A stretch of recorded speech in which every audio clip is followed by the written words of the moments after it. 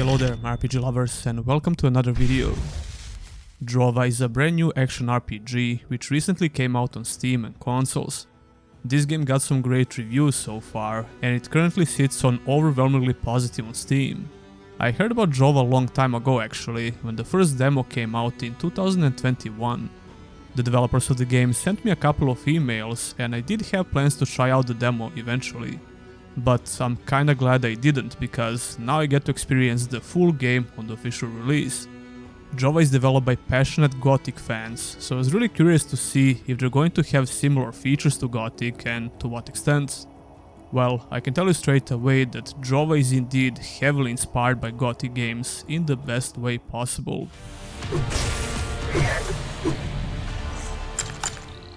It has a very similar design philosophy, but it also has its own cool ideas and features.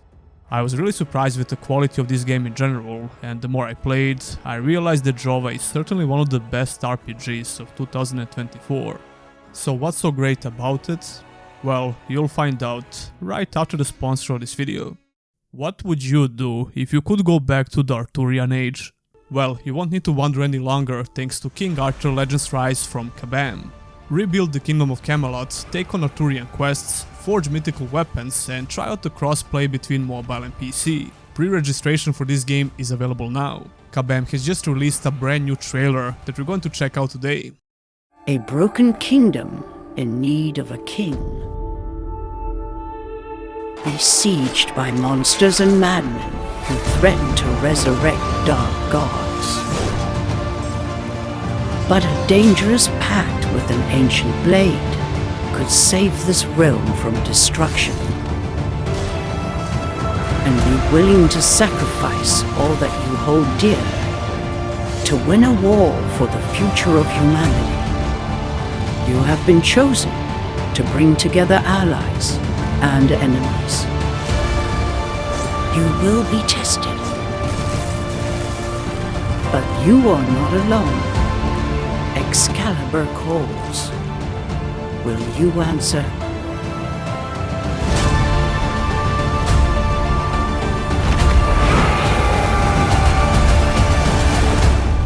Your legend awaits. Pre-registration is now available. Let's start with the visuals. If it was not obvious already, Drova is a 2D pixel art game. I know for a fact that some people won't give this game a chance just because of the pixel art graphics.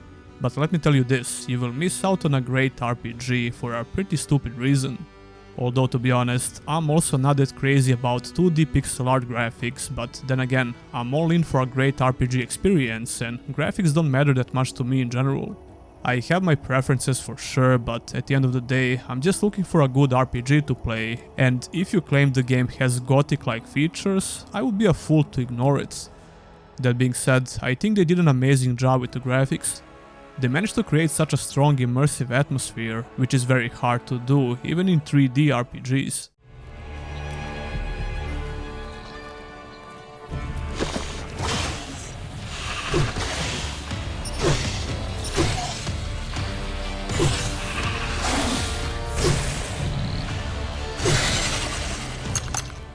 The visual variety in the game is very solid, which makes exploring the map of Drova very interesting.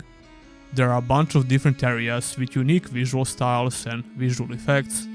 As you would expect in a Gothic-like RPG, Drova has a day and night cycle and different weather effects. It also uses similar visual effects like the fog, for example, to create some interesting gameplay moments in the game. You can tell they've put a lot of effort into making this game look and feel very immersive. I'm really not trying to use immersion as a buzzword here. But I simply couldn't put this game down when I started playing it, and the game has to be very immersive for me to spend so many hours playing the game without even noticing. Pulling me into fantasy world these days is pretty hard, and Drova does it almost effortlessly.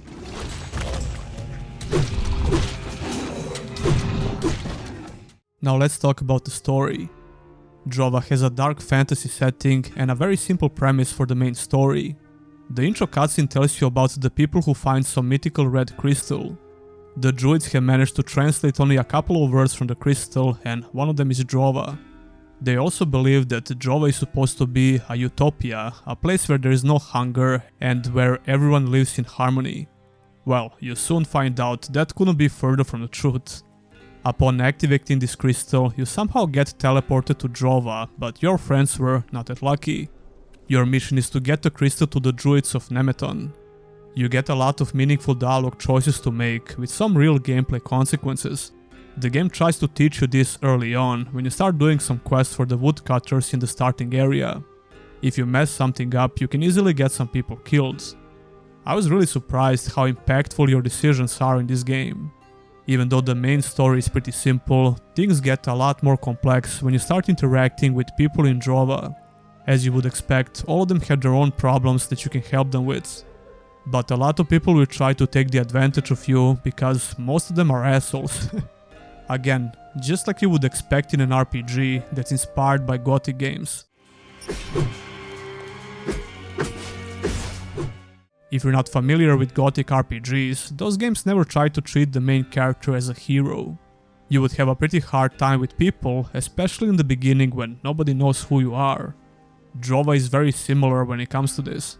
Although I would say it's not extremely beginner unfriendly, the unfriendly nature of NPCs will pick up when you start interacting with two major factions. Other NPCs will give you some quests and even try to help you out. You have to prove yourself to a faction and eventually join one. That means that you have to do various quests for people related to these factions until you can join them. This part of the game reminds me of Elex a lot because you can do a lot of quests for both factions until you decide to join one.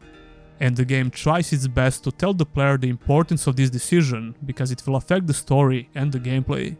The moment you decide to join a faction, a lot of quests you took for the other faction will be cancelled. That's another reason why the choice and consequences system is so strong in this game. Especially if we consider the quality of these quests in general. A lot of effort has been put into making each and every quest interesting from the story and gameplay perspective. So imagine just completely preventing the player from experiencing a lot of these quests just because he made a choice in the game. I gotta be honest, you really need to have some big balls as a developer to do that, and I freaking love it. It's also one of those things which will encourage you to start a new playthrough, which is a no-brainer decision if you like the game.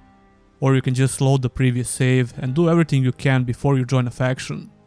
The beauty is in the freedom of choice, and the same can be said about the gameplay in general. You're probably going to interact with Remnant's faction first, unless you try to ignore it and just follow the map to Nemeton. Although doing that is easier said than done because trying to get there as a low-level character can be very tricky. Remnants are being portrayed as tougher and more ruthless faction, while Nemeton are more peaceful, kinda. Apparently these factions hate each other, but they are not exactly at war or anything, and when you get to join one, you can still visit the other faction with some limitations.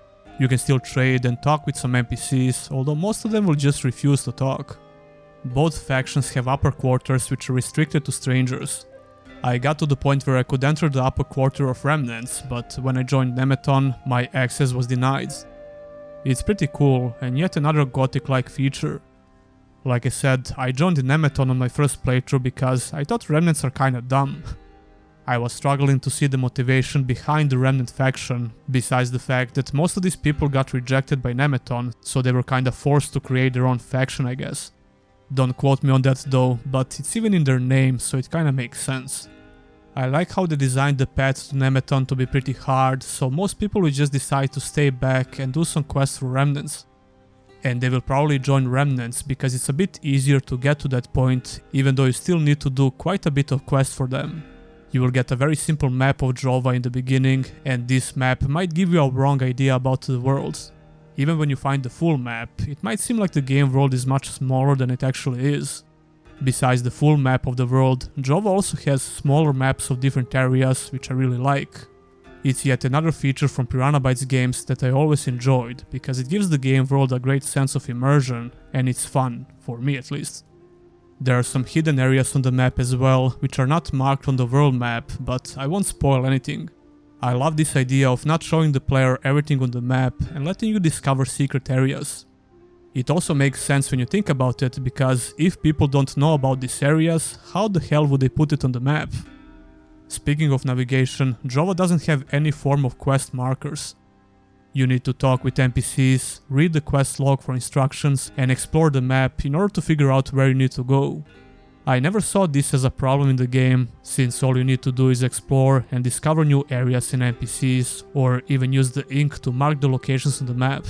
The design of the world is very intuitive, so the lack of quest markers won't be an issue for most people. The only slightly frustrating part with this design is finding the right NPC you need for the quest. I'm not talking about some hidden NPCs that you need to find or discover along the way, but I was having trouble memorizing the placement of NPCs in faction camps.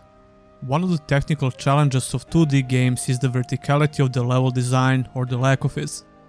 Drova tries its best when it comes to this, but just like the large majority of 2D games, it fails to create the sense of vertical terrain, and you can't exactly blame them for this. The level design can feel very flat from time to time, but it's not a huge deal because the map has so many cool areas to discover. Drova has a great open world to explore, but it's also very dangerous for a low level character, as it should be. Still though, you have some wiggle room to explore certain parts of the map. You can easily check which area you're able to explore without dying in a couple of hits by just, well, not dying in a couple of hits. That's always a great measuring stick, and it will tell you everything you need to know about the zone. If you're not used to this kind of design, it might be weird at first, but it makes a lot of sense after a while, because it makes the feeling of character progression very strong.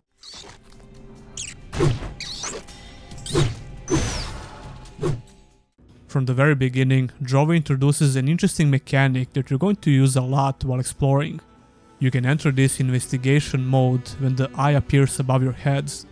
This mode will allow you to see different tracks on the ground or discover something about certain objects on the map. It's a great little feature which also helps you with not only solving the quest but also discovering new ones. It highlights slightly hidden tracks, and it also allows you to investigate corpses and stuff like that. Or it just simply shows you the tracks from some strong beasts, so you already know what to expect before you venture in the cave. To conclude the discussion about the exploration, I think it's been amazing so far. The only thing that should be a bit better is the rewards you find for exploring some dangerous places. It's not like you don't get good items, but I think that some places should have very unique items. Putting that aside, let's talk about the combats.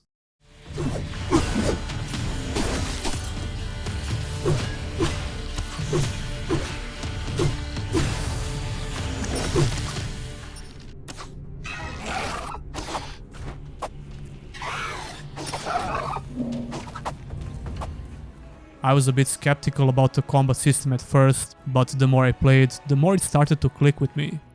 In fact, and I'm not saying this lightly, I think it's even better than combat in old Gothic games, to be honest. Speaking of which, the combat in Drova has a similar design philosophy, surprise surprise. You have a simple combo system with melee weapons, and your attacks are much more effective if you have a good timing. It takes a while to get used to the controls because they feel a bit stiff, but that's obviously by design. The controls are not bad by any means, but you need to get used to using the right thumbstick for aiming your weapon hits, for melee and range attacks. Like I said, it might seem weird at first, but it's actually very intuitive. That's funny, because you can describe the controls in Gothic 1 in the same way. But compared to that game, Drova has a much more intuitive control scheme, as it should. You get a dash button which uses your stamina, and this is a game changer in combat actually. But you can only dash a couple of times before you get tired, and your stamina is also used for strong attacks. You have to think a little bit about these actions before you use them, especially against strong enemies. There are 2 weapon slots, and you can switch between them by a press of a button. If you're fast enough, you can combine melee and ranged attacks in a very effective way. Enemies have a pretty good telegraphed attacks, which you can easily anticipate, but you're usually going to fight at least a couple of them at once. Even so, if you play carefully and use everything you got, you can bring down even some much stronger enemies. This means that the combat has a pretty decent amount of skill play to it. Even so, you'll have a much easier time if you actually spend time to improve your character by leveling up, investing points into stats, abilities, and get stronger gear. Getting stronger weapons is much more common than getting stronger armor, and again, it's by design. Drova makes getting new armor very important, just like in Piranha Bytes games. You definitely need to join a faction and progress to the ranks if you want to get stronger armor. I always like this design philosophy because it really makes getting the new armor piece so rewarding.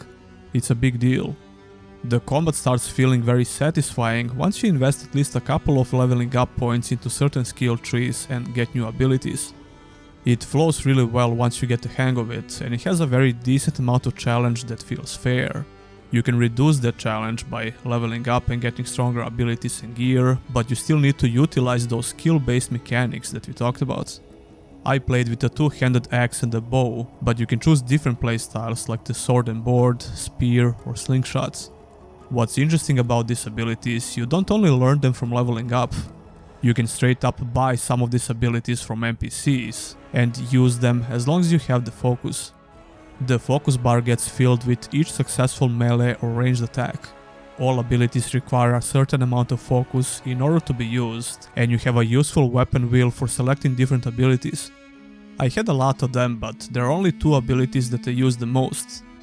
The yellow bar on enemies is a big deal because once it's depleted, they will get stunned.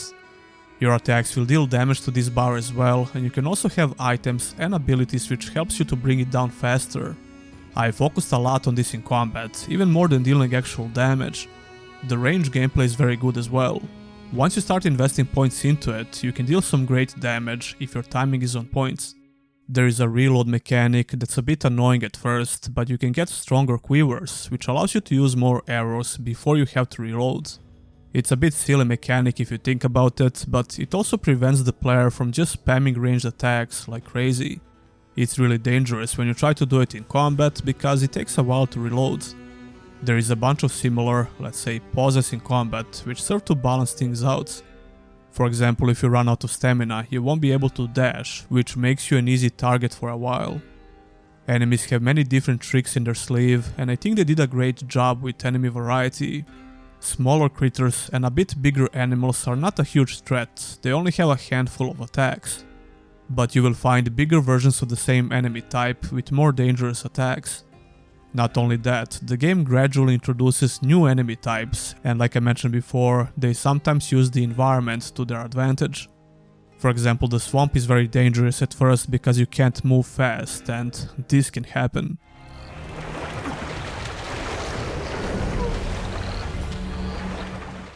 It seems very hard at first, until you figure it out. Same goes for those fog monsters I mentioned before, and you will find more dangerous terrain to explore, as well as more dangerous monsters to fight. A bunch of them have AoE abilities you need to avoid, or even on-death mechanics. I like using traps in this game, because they are very useful for isolating at least one enemy from the group. Like I said, most of the time you're fighting groups of enemies in this game. You will have help in a lot of these situations, but when you don't, the game can be very challenging and you need to be smart. You can buy or craft traps, as well as potions and some other items. The crafting and cooking systems are very useful, and if you ignore it, healing is definitely going to be a problem. I mean, there is plethora of healing items to pick up like plants and meat from enemies that you can cook. I didn't pay that much attention to crafting, but now I wish I invested some points into making potions at least, because it will make the game a lot easier.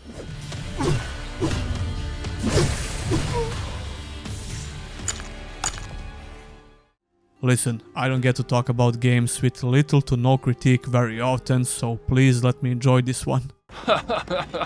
I'm honestly struggling to find even minor issues with Drova, but then again, I still didn't finish the game. I played a lot, but I want to finish this playthrough and do another one, so I can make a longer review eventually. That's the current plan, but I wanted to give you my opinions about the game so far because a lot of people requested a video about it. I don't want to rush this game because it's truly one of the best RPGs I played in recent memory, not just in 2024. I would definitely recommend it to all RPG fans.